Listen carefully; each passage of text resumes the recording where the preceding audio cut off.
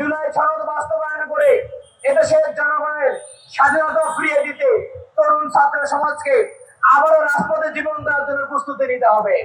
যদি আমরা গণভোট এবং জুলাই সনদ বাস্তবায়ন না করতে পারি, এদেশের জনগণ তাদের দ্বিতীয় স্বাধীনতার ফসল ঘরে তুলতে পারবে না।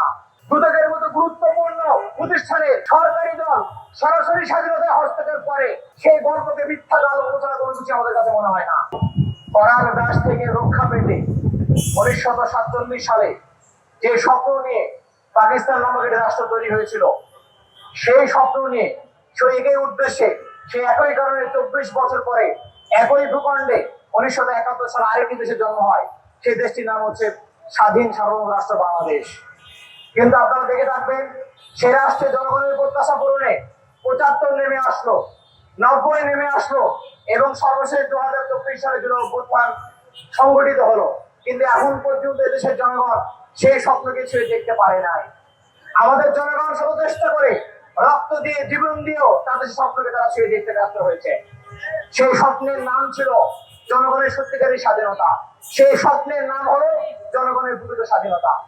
সংগ্রামী উপস্থিতি, আপনারা দেখে থাকবেন যে দেশের সরকার 69% জনগণের মতামতকে বৃদ্ধাঙ্গুলি দেখিয়ে গণভোট সহ গুরুত্বপূর্ণ 20টি অধ্যাদেশকে স্বয়ংক্রিয়ভাবে বাতিলের জন্য লিখিত প্রস্তাব করে, সে দেশের জনগণের স্বাধীনতা আর স্বাধীনতা দিবস বলতে আর কোনো কিছু থাকে না।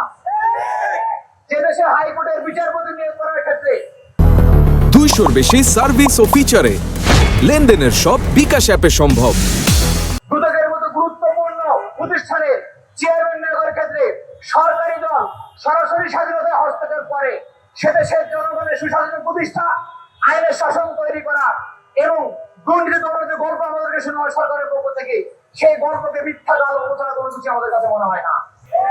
সংগ্রামী উপস্থিতি, আপনারা দেখবেন যে দেশের বিশ্ববিদ্যালয়গুলোতে ভিসি নিয়োগ করা হয় দলীয় পদবীর ভিত্তিতে, যে দেশে স্থানীয় নির্বাচনের পরিবর্তে সিটি কর্পোরেশনের গুলোতে এবং জেলা পর্যায়ে প্রশাসক নিয়োগ প্রদান করা হয় থাকে, যে দেশে সরকারি দলের নেতার কোষাগারে রিলিফের বস্তাগুলো পাওয়া যায়, সে দেশের জনগণকে আমরা স্বাধীন বলতে পারি না। সংগ্রামী উপস্থিতি, আমরা স্পষ্ট করে বলে দিতে চাই, এদেশের জনগণ প্রথম স্বাধীনতার সুফল ভোগ করতে পারে নাই। যদি আমরা গণভোট এবং জুলাই সনদ বাস্তবায়ন না করতে পারি, এদেশের জনগণ তাদের দ্বিতীয় স্বাধীনতার ফসল ঘরে তুলতে পারবে না। কাজে জুলাই সনদ বাস্তবায়ন করে এদেশের জনগণের স্বাধীনতা ফিরিয়ে দিতে তরুণ ছাত্র সমাজকে আবারও রাজপথে জীবন দেওয়ার জন্য প্রস্তুতি নিতে হবে।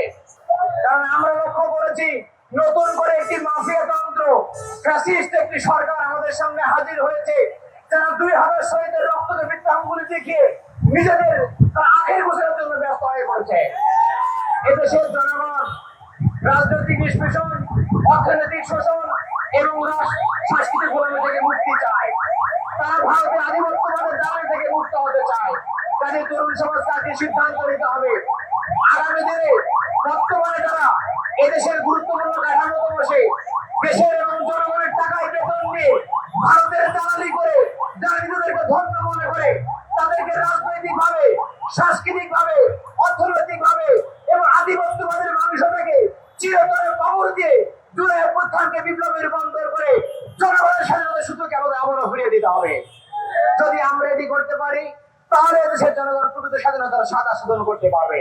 সংগ্রামী উপস্থিতি, শেষ করতে চাই এভাবে, আমাদেরকে আজকের এই দিবসের দিনে, স্বাধীনতা দিবসের দিনে আমাদেরকে শপথ দিতে হবে, শহীদদের স্বপ্ন পূরণ ব্যতীত, জনগণের প্রত্যাশা পূরণ ব্যতীত, আহত এবং মৃত্যুবরণকারী ভাইদের স্বপ্ন পূরণ ব্যতীত আমাদের রাজপথ থেকে আমরা ছাড়তে পারবো না, আমরা রাজপথ ছেড়ে যাব না।